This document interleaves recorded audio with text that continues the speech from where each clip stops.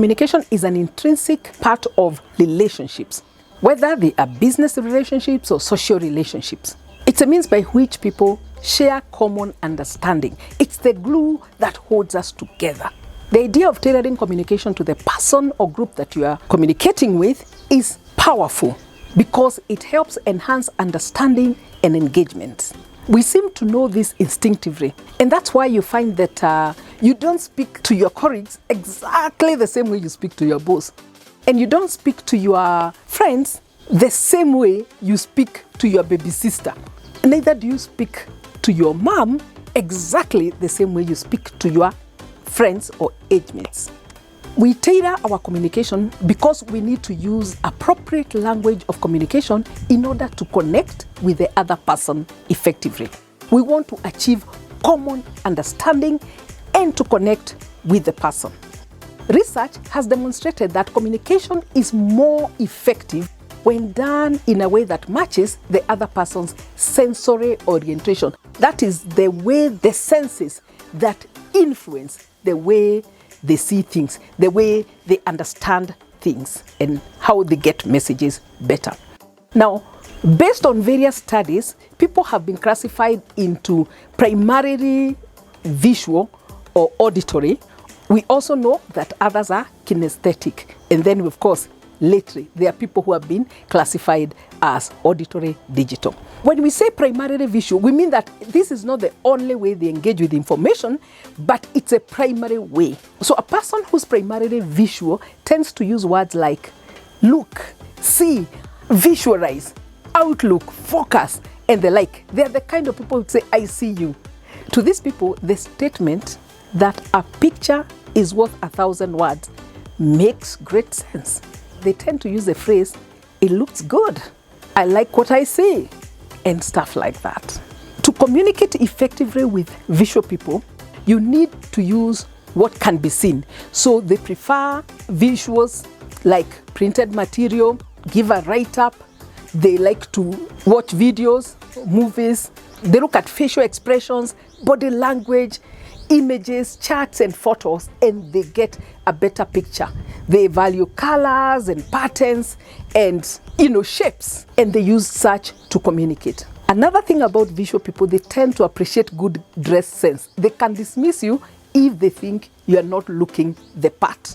They also like to use visualization techniques and are the kind likely to make a vision board or to find a vision board as a compelling idea in the pursuit of their goals.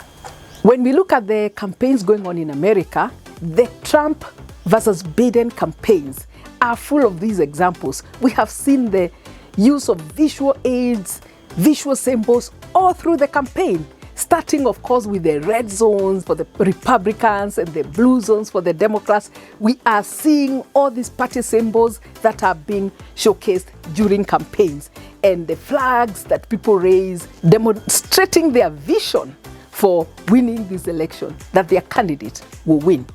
We can only wait and see who will win. The second is the auditory language. A person who's primarily auditory relies heavily on words used to interpret their meaning. An auditory person will use words like sound, hear, discuss. They can hear the birds that are, chipping at the back. They use words like listen.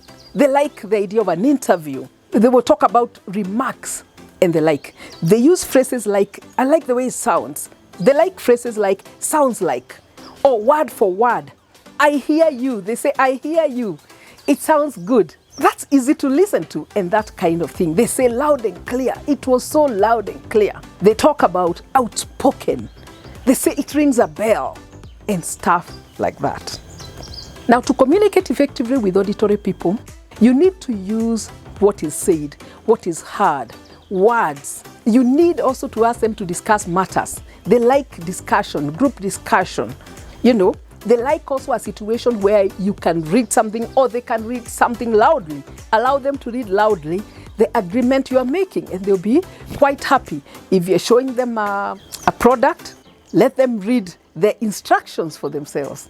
They are the kind who use group chat in Zoom meetings, Teams meetings, and the like. They like to listen to audio recordings, to podcasts, and are likely to use chatbots when engaging with different websites. In the Trump-Biden campaign in the US, we have seen both candidates use clear comparing messages, probably one more than the other. But you've seen the wording, the careful wording, the careful speaking, the compelling message that Biden and also Trump have attempted to use. We'll know the outcome of all that effort in due course. The third language is the kinesthetic language, the kinesthetic person. A person who is primarily kinesthetic tends to use words like feel. Kinesthetic is the feeling person. Feeling. They are persons who are influenced by feeling or passion. A person who's primarily kinesthetic tends to use words like feel, warm, flow. They talk about active. They talk about a firm grasp. Do you have a firm grasp of the issues? Emotions are important to people who are primarily kinesthetic. They use phrases like, it feels good, or they can say, I have a bad feeling about that. And they can talk about walking hand in hand. Or they say, I'm not following you. They can talk about laying a firm foundation, starting from scratch. That's the language of a person with this kinesthetic kind of sensing. To communicate effectively with kinesthetic people, you need to use actions, emotions, and movement. What is felt, what can be touched are important things to them. Get them involved. Get them involved in group work where they can engage with others passionately. Use activities like role playing and group work. We felt the passionate cause for Biden by the Democrats. We've felt the passionate cause for Trump by the Republicans. There is palpable passion among the lovers and the haters of both these candidates. Whether you like one or the other, it doesn't matter. There is palpable passion among the lovers and the haters. And the amazing thing, the lovers go on and on about their candidate regardless of what all the other people think. They are passionate. They love the candidate. The haters are equally passionate. Of course, the haters of one candidate are lovers of the other, most likely. And that's why it's been very dramatic, because the energy, the passion, can fill a whole hall. The fourth is auditory digital. Auditory digital actually comes from the same auditory of persons who like to hear, to use words and the like, but now they have a qualification. They tend to be more digital. And not meaning digital in terms of just, technology, but in a broader way.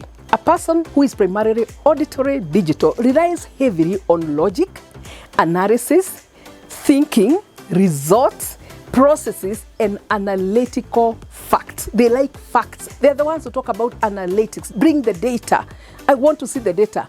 In my business in research, we love the auditory digital person. These are the people who keep us in business because they always want to have the current data about how customers are behaving, where they are going, what they are doing, and all like. They like to have current data about their business, about their employees. They do employee satisfaction, employee engagement studies, and the like.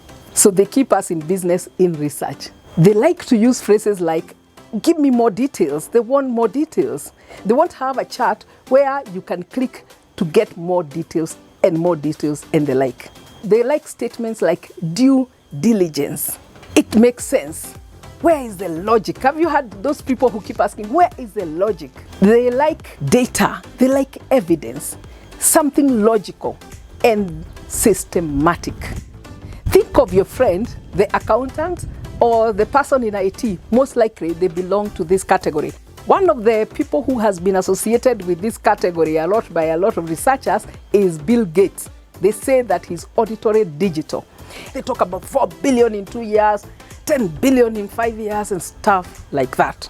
To communicate effectively with the auditory digital person, you need to explain why it's important and to use printed details and flow charts. You need to demonstrate technical know-how, show evidence that you know what you're talking about. We've had messaging in the campaign for Trump and Biden where they're talking about the data, the numbers of jobs they will create, the billions of dollars that they're going to commit for the different activities for rebuilding the economy and the like. That is auditory digital language. They are trying to make sure that they speak to those people who are auditory digital as well. So both candidates have tried heavily to reach out to these auditory digital voters to ensure that they get everyone on board.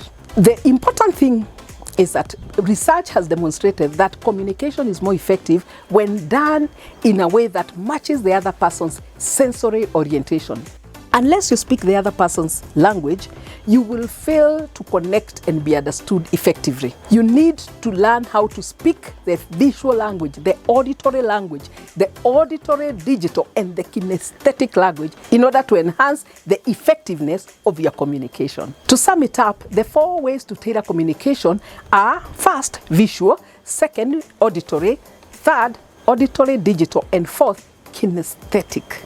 You are tailoring to different personalities who have different sensory orientation.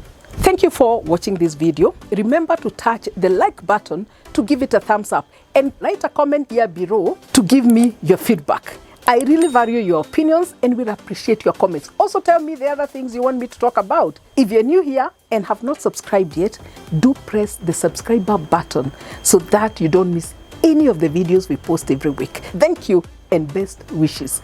Keep watching. We all need to elevate our mindsets at this time.